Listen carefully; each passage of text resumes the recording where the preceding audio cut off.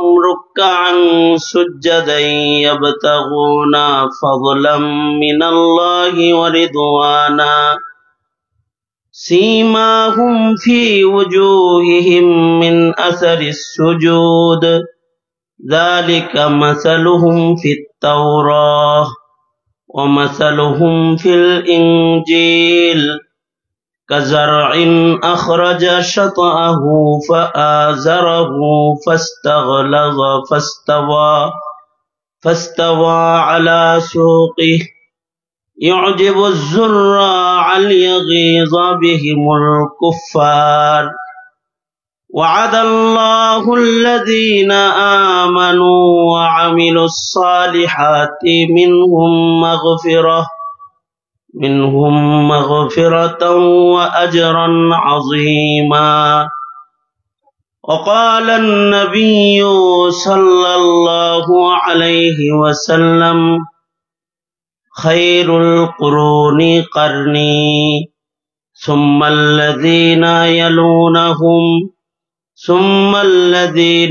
يلونهم وقال النبي صلى الله عليه وسلم طوبى من آمن ورآني وطوبى من آمن ورآ من رآني أو كما قال عليه الصلاة والسلام اللهم صل على محمد وعلى آل محمد كما صليت على إبراهيم وعلى آل إبراهيم إنك حميد مجيد اللهم بارك على محمد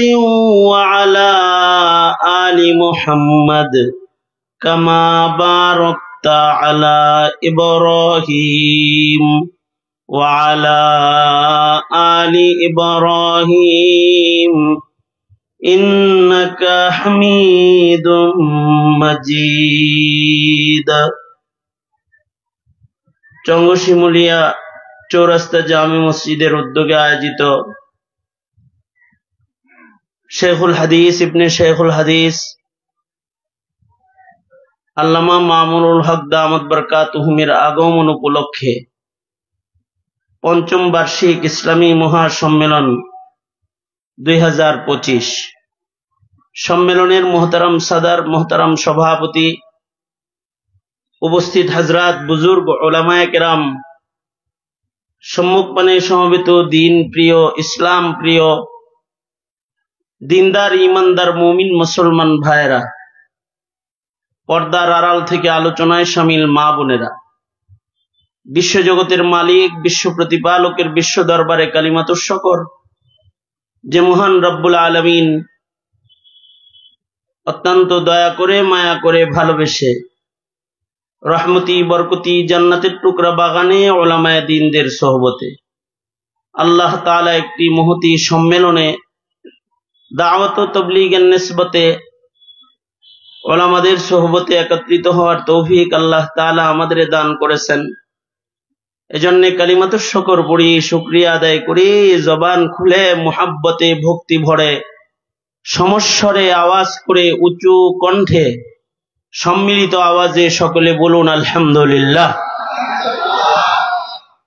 এত সময় পর্যন্ত আন্তর্জাতিক খ্যাতি সম্পন্ন মুফাসসিরে কোরআন, আমার অত্যন্ত মুহাব্বতের দোস্ত, বন্ধু, হযরতুল আল্লামা শেখ হাসান জামিল দামাত বরকাতুহুম অনেক কিমতি বয়ান আপনাদের সামনে করেছেন। আমি আসার পরে আমাদের ভেতরের যে দোস্তি ও মুহাব্বত, এটাকে আপনাদের সামনে সুস্পষ্ট করতে, গভীর আন্তরিকতার বন্ধন যেটা, এটা সুস্পষ্ট করতে উনি ওনার মুখে আমার কথা আপনাদের কানে বলেছেন। এটা হলো ওনার সাথে আমার সাথে যে আন্তরিকতা আর গভীরতা যেটা আছে, সেটার বহিঃপ্রকাশ। সর্বোপরি আজকে আপনারা যারা এখানে একত্রিত হয়েছেন, আপনারা একজন মানুষকে কেন্দ্র করে আজকে এখানে এভাবে একত্রিত হয়েছেন। পঙ্গপালের মতো ছুটে এসেছেন আপনারা, যার মুখের সিদ্ধান্তমূলক দু চারটি কথা শুনে দিলের শান্তি অর্জন করতে। তিনি হলেন আমির মজলিস, শেখুল হাদিস ইবনে শেখুল হাদিস, আজকের মজলিসের মধ্যমণি আল্লামা মামুনুল হক সাহেব দামাত বারকাতুহু। উনি গুরুত্বপূর্ণ নসিহাত আপনাদেরকে করবেন। ঠিক উনি আসার পূর্ব পর্যন্ত সামান্য কিছু সময় আমাকে কিছু কথা বলবার জন্য উনি পাঠাইছেন। উনি স্টেজে আসার পূর্ব পর্যন্ত সংক্ষেপে দুই চারটা কথা আপনাদের সামনে তুলে ধরার চেষ্টা করছি। আল্লাহ তাআলা কিছু উপকারী কথা আপনাদের কানে পৌঁছাইবার তৌফিক দান করেন। আপনারা দোয়া করুন, বলুন আমিন। দিন যত যাইতেছে আমরা কিয়ামতের কাছাকাছি হইতেছি, আর জমানায়ে নবুয়ত থেকে আমরা দূরে সরতেছি। এক একটা ঘন্টা, এক একটা মিনিট, এক একটা সেকেন্ড যাইতেছে। সামনে যাচ্ছি আমরা ভয়াল সময়ের দিকে, ভয়ঙ্কর জমানার দিকে আগাইতেছি। অর্থাৎ কিয়ামত কাছাকাছি আসতেছে, আর দিন যত গড়াইতেছে জমানায়ে নবুয়ত থেকে আমরা দূরে সরতেছি। এই যে আমাদের দূরত্ব বাড়তেছে, এর দ্বারায় জমিন ও জমিনের মানুষ এবং জমানা সব কম দামি হইতেছে। দেশ ডিজিটাল হইতেছে, কিন্তু দেশের মানুষের মূল্য কমতেছে। আধুনিক স্যাটেলাইট পৃথিবী, কিন্তু পৃথিবীর মূল্য কমে যাইতেছে। কারণ হলো জমানায়ে নবুয়ত থেকে ধীরে ধীরে যত দূরে সরতেছি আমাদের মূল্য তত কমতেছে। আল্লাহর রাসূল সাল্লাল্লাহু আলাইহি ওয়াসাল্লাম বলেন যে সবচেয়ে উত্তম জমানা হলো আমার জমানা, নবীজির জমানা। হবেই তো, জমানায়ে নবুয়তের ভেতরে শ্রেষ্ঠ জমানা আমার নবীর জমানা, মুহাম্মাদুর রাসূলুল্লাহ সাল্লাল্লাহু আলাইহি ওয়াসাল্লামের জমানা হলো সবচেয়ে উত্তম জমানা। কারণ নবীদের যুগ, নবীরা যখন জমিনে ছিল আল্লাহর রহমত বেশি ছিল, আর নবীদের ভেতরে শ্রেষ্ঠ নবী আমার নবী, সাইয়্যিদুল মুরসালিন নবী, বিশ্ব নবী, বিশ্ব মানবতার নবী মুহাম্মাদুর রাসূলুল্লাহ সাল্লাল্লাহু আলাইহি ওয়াসাল্লাম। তিনি শ্রেষ্ঠ, তাই তার যুগটাও শ্রেষ্ঠ। সকল নবীর সাহাবীরা শ্রেষ্ঠ মুমিন, কিন্তু আমাদের নবীর সাহাবী তারা দুনিয়ার সকল সাহাবীর ভেতরে শ্রেষ্ঠ মুমিন। অর্থাৎ নবীদের পরেই আমাদের নবীজির সান্নিধ্য যারা গ্রহণ করেছে তারা শ্রেষ্ঠ মানুষ। নবীর পরে সাহাবায়ে কেরামের মূল্য সবচেয়ে বেশি, কারণ সাহাবীরা আমাদের নবীজিকে পেয়েছেন এবং তারা উত্তম যুগের মানুষ হিসেবে, ইমানদার হিসেবে তারা আল্লাহ পাকের কাছে দামি হয়ে গেছেন। কারণ ওই জমানাটা সবচেয়ে ভালো জমানা। আল্লাহর রাসূল বলেন, ক্বালা রাসূলুল্লাহি সাল্লাল্লাহু আলাইহি ওয়াসাল্লাম, খায়রুল কুরুনি কারনি সুম্মাল্লাযীনা ইয়ালুনাহুম সুম্মাল্লাযীনা ইয়ালুনাহুম। আল্লাহর রাসূল বলেন সবচেয়ে উত্তম জমানা হলো আমার জমানা, এরপরের জমানা নিম্নমানের, তারপরে আরো নিম্নমানের, তারপরে আরো নিম্নমানের। এইভাবে দিন কিয়ামতের দিকে আগাবে, আর জমানার মূল্য কমবে, আর জমিনের মানুষের মূল্য কমতে থাকবে, মানুষের দাম কমে যেতে থাকবে। সাহাবায়ে কেরামের দাম হলো এমন, তারা মুহাম্মাদুর রাসূলুল্লাহ সাল্লাল্লাহু আলাইহি ওয়াসাল্লামের নবুয়তের সবচেয়ে কাছে, নবী আলাইহিস সালাতু ওয়াস সালামের জমানায়ে নবুয়তের মানুষ তারা।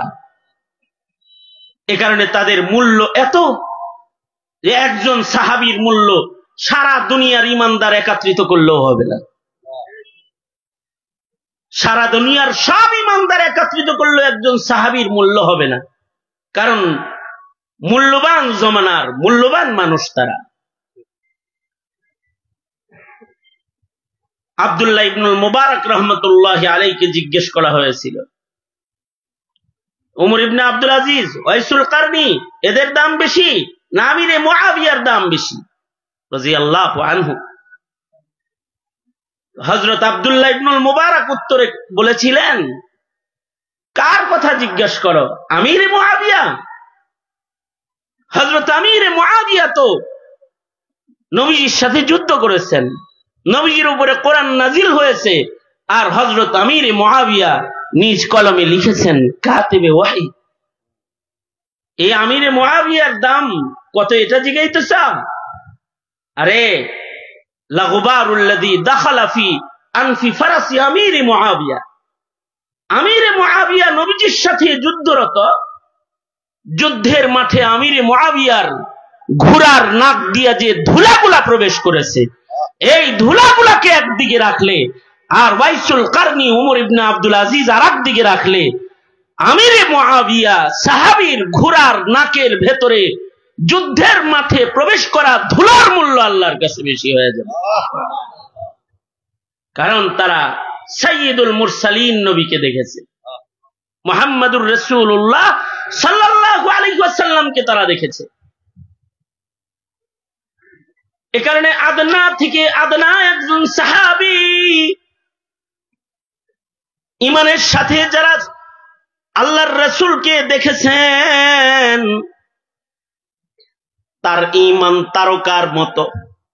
এ কারণে আল্লাহর রাসূল বলেন, আসহাবি কান্নুজুম, আমার সাহাবীরা সবাই তারকার মতো। हम फख्र से कहते हैं हमारे है सहाबा, वल्लाह हमें जान से प्यारे है सहाबा।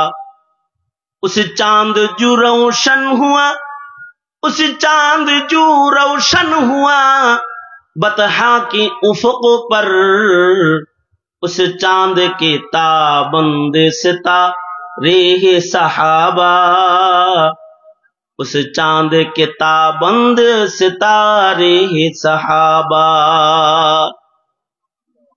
আকাশে 14 দিনের পূর্ণিমার তারকাকে, পূর্ণিমার চাঁদকে, আলোকোজ্জ্বল চাঁদটাকে দেখতে কত সুন্দর লাগে, ঠিক চাঁদের পাশে তারকাগুলোকেও কত সুন্দর লাগে। কেমন যেন এই চাঁদের পাশে তারকার আলোগুলোকেই মানায়, পৃথিবীর আর কোনো বাতিকে মানাবে না সেখানে।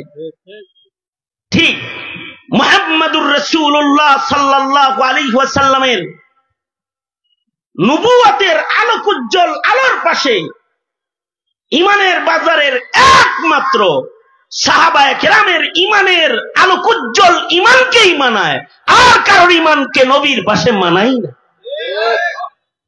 নবীজির প্রত্যেকটা সাহাবীর ঈমান ছিল এরকম। এ কারণে সাহাবীদের ঈমানের রংকে আল্লাহ তাআলা কোরআনে হাকিমে বর্ণনা করেছেন এবং আমাদের আদেশ করেছেন, আমিনু কামা আমানান নাস, তোমরা সাহাবীদের মতো ঈমানদার হও। সাহাবীদের ঈমানের রংগুলোকে আমাদের কাছে পেশ করেছেন। সাহাবীদের ঈমান কেমন ছিল?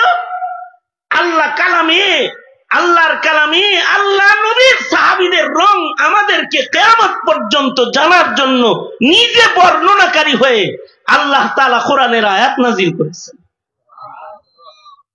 আমি আয়াত পড়েছি, আল্লাহ তাআলা বলেন, মুহাম্মাদুর রাসূলুল্লাহ, মুহাম্মাদুর রাসূলুল্লাহ والذين معه أشداء على الكفار، والذين معه أشداء على الكفار رحماء بينهم تراهم ركعا سجدا يبتغون فضلا من الله، يبتغون فضلا من الله ورضوانا। আল্লাহ তাআলা সাহাবায়ে কেরামের গুণ বর্ণনা করতে গিয়ে বলেন, সাহাবীদের একটা গুণ হলো মুহাম্মাদুর রাসূলুল্লাহ সাল্লাল্লাহু আলাইহি ওয়াসাল্লাম এবং তার সাথী সাহাবী যারা, তারা কেমন? আশিদ্দাউ আলাল কুফার, তারা কাফেরদের বেলায়, কুফরের বেলায় তারা শক্ত। তারা কাফেরের ভক্ত নয়, তারা কাফেরদের সাথে শক্ত। তারা ঈমানের মাসআলায়, তাওহীদের মাসআলায়, দ্বীনের মাসআলায়, ইসলামের মাসআলায় তারা বড় শক্ত। আর এখন আমরা হয়েছি কমপ্লিট উল্টা। আমাদের এই রংটা আল্লাহ পাকের ঈমানের পছন্দের রং না। এই জমিনের মানুষ হয়ে গেছে কাফেরের ভক্ত, লাল চামড়ার ওয়ালাদের ভক্ত। চুল কাটে, কাপড় বানায়, ঘর দুয়ার বানায় লাল চামড়াওয়ালাদের মতন, কাফেরদের মতন। চলাফেরার স্টাইল, খাবার দাবারের স্টাইল, ঘুমানোর স্টাইল, সার্বিক অনুকরণ হয়ে গেছে কাফেরের। কেমন যেন পশ্চিমাদের ভক্ত। পশ্চিমাদের ভক্ত বিধায়িত শেষ পর্যন্ত শুধুই মাত্র পোশাকের কালচার সংস্কৃতির উপরেই আক্রমণ নয়, পশ্চিমাদের নষ্ট চরিত্রকে মুসলমানদের ভেতরে ইস্টাবলিশ করার চক্রান্ত চলছে প্রতিনিয়ত। মুসলমানের রং যেন সাহাবায়ে কেরামের সাথে না মিল হয়। তাদের চলাফেরা, তাদের উঠা বসা, তাদের পোশাক পরিচ্ছদ, তাদের মুআমালা মুআশারাত, এমনকি তাদের বৈবাহিক জীবনটাও যেন কাফেরের সাথে মিলা যায়, নবীর সাথে যেন না মিলে। এ কারণে নারী কমিশনের মাধ্যমে মুসলমানদের বৈবাহিক জীবনকেও আক্রমণ করা হচ্ছে। তার মানে হলো কাফেরদের ভক্তি প্রকাশ করতেছে। তোদের যেটা এটা ভাল লাগে, মদিনারটা ভাল লাগে না, সাহাবীদেরটা ভাল লাগে না, নাউজুবিল্লাহ।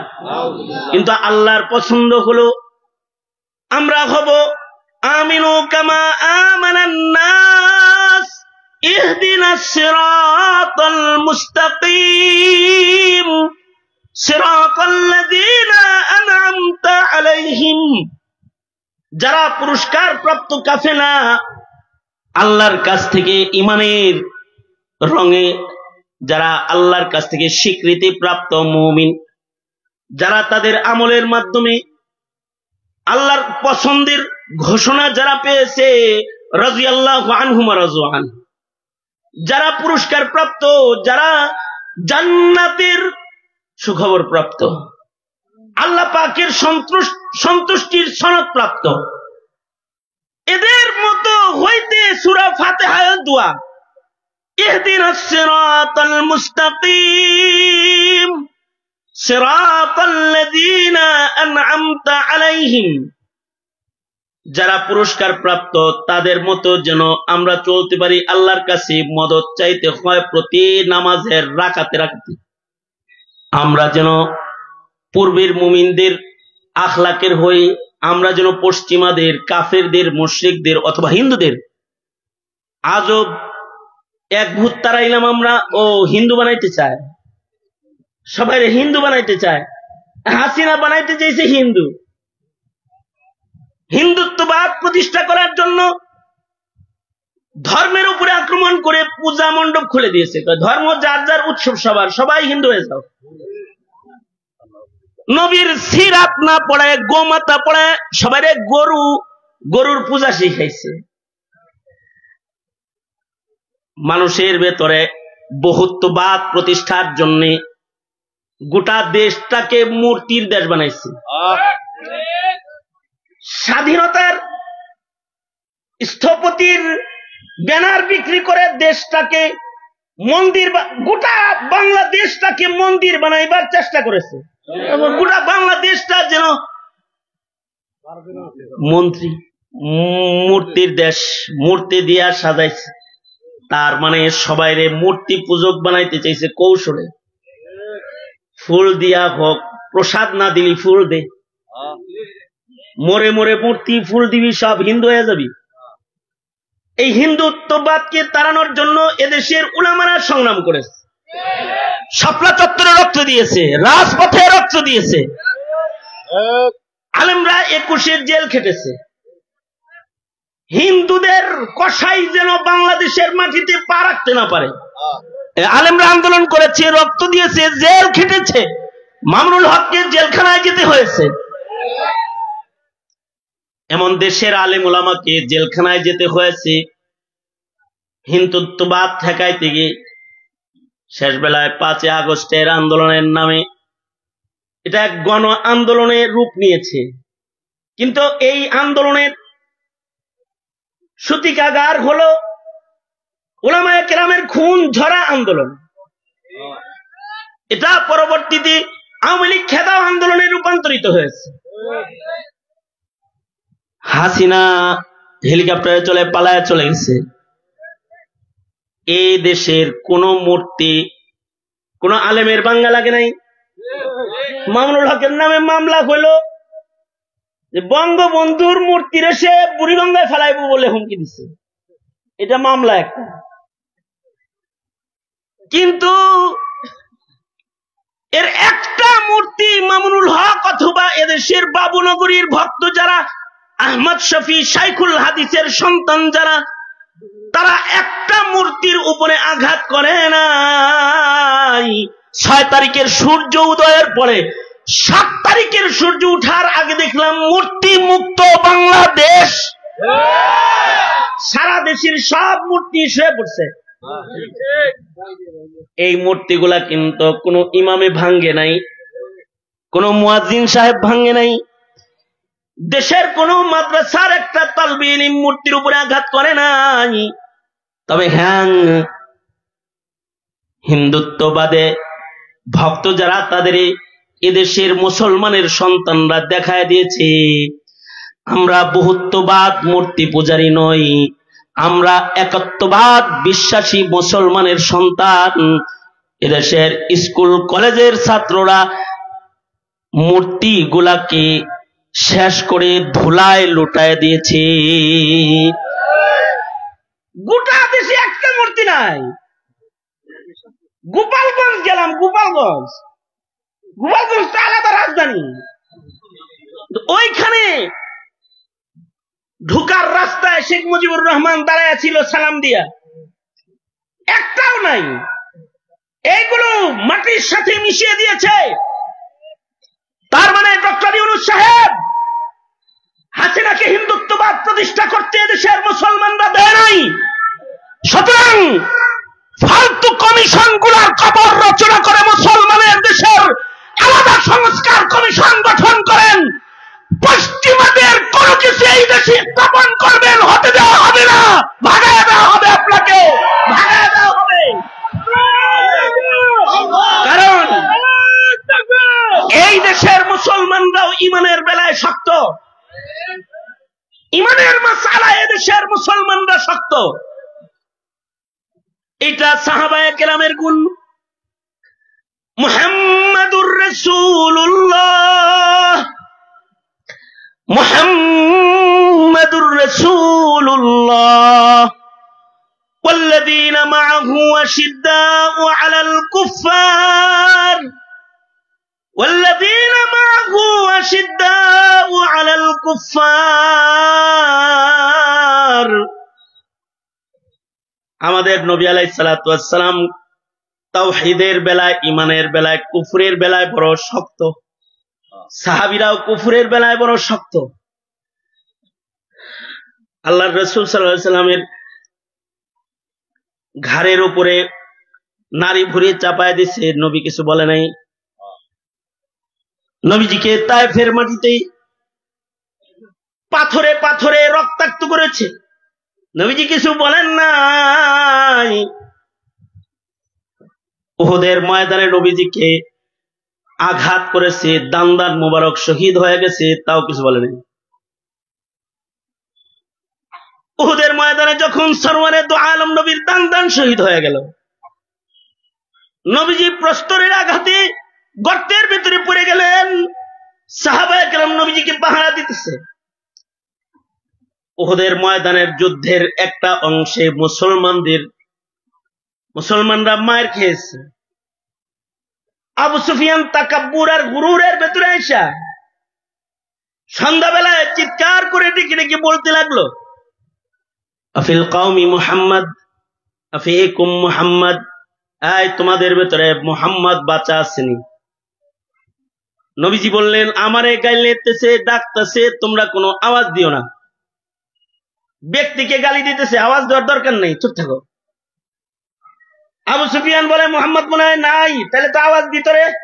আফিকুম ইবনু কুহাফা, এই তোমাদের ভিতরে আবু বকর আসেনি? নবীজি বললেন, আওয়াজ করো না আবু বকর, চুপ থাকো।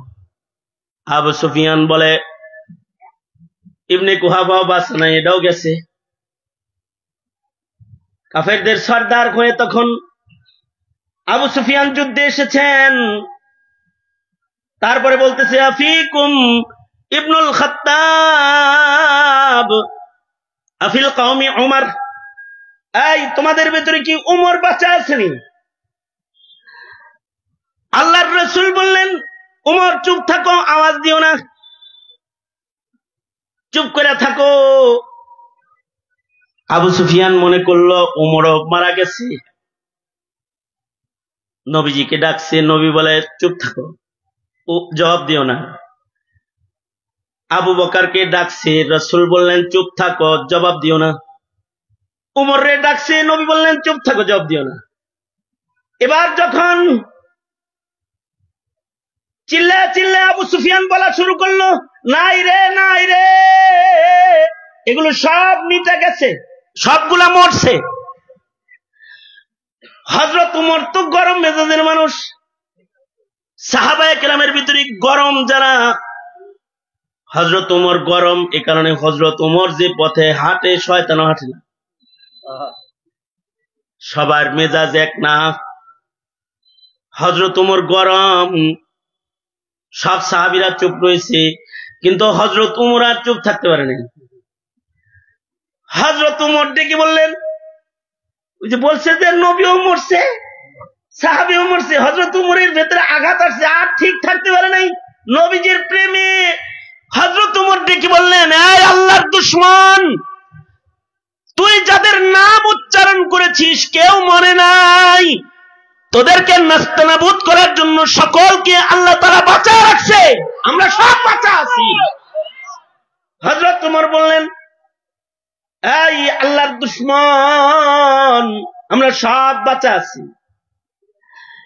আবু সুফিয়ান এবার হযরত উমরের কথার উত্তর দিতেছে, ও বাঁচা আছো না? বাঁচা থাকলে কি হইব? তোমরা দুর্বল, আমরা সবল। লানাল উজ্জা ওয়ালা উজ্জা লাকুম, লানাল উজ্জা ওয়ালা উজ্জা লাকুম, আমাদের জন্য উজ্জা নামী মূর্তি আছে, বুত আছে, তোমাদের জন্য উজ্জা নামী বুত নাই। আবু সুফিয়ান বলে, বাচ্চা থাকলে কি হইব তোমরা? লানাল উজ্জা ওয়ালা উজ্জা লাকুম,